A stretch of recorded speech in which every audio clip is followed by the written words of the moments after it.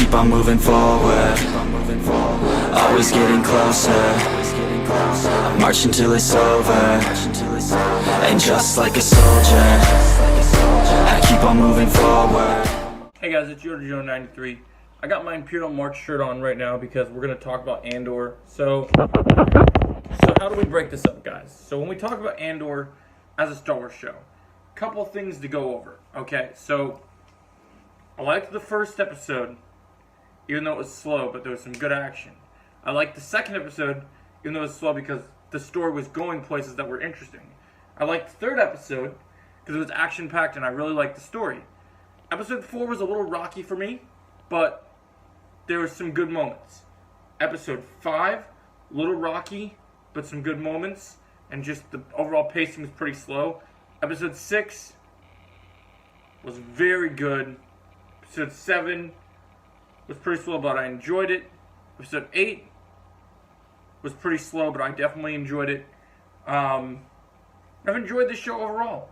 But episode 10 was the episode we needed, guys. So since we've been in this prison storyline, I've been waiting to see what would happen. Are they actually going to make this story interesting? Is it going to get interesting between what's going on with Andy Serkis's character and what's going on with Andor? Like, how are these two characters connected? And last week at the end, when we found out that, the Empire is going to kill anyone anyway, we knew things were going to go good. So this episode was great because it got deeper into the darkness, and that the Empire just does not give a shit and they will kill anyone. It doesn't matter to them. Prisoners don't matter to them.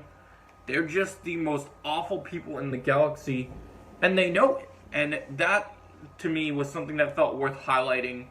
I thought this was really cool, and I think it's worth mentioning because I just thought that was really, really cool. Action scenes in this episode, incredible. The inspiration you get from... This is by far one of my favorite Andy Serkis's performances in Star Wars. And I'll tell you this, man. I'm going to miss his character because it looks like this is the end of him, this episode.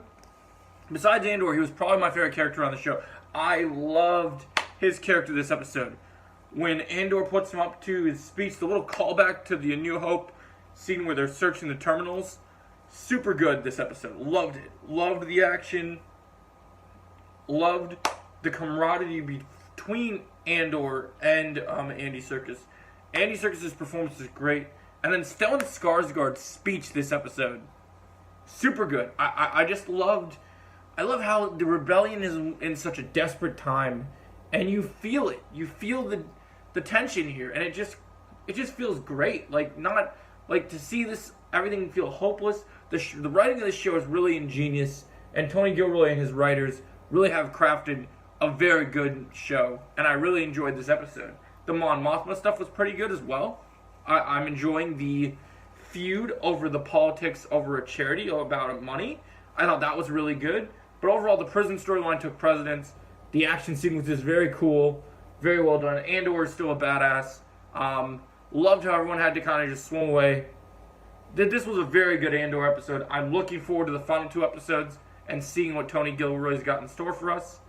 I'm going to give this episode... I'm going to give it a...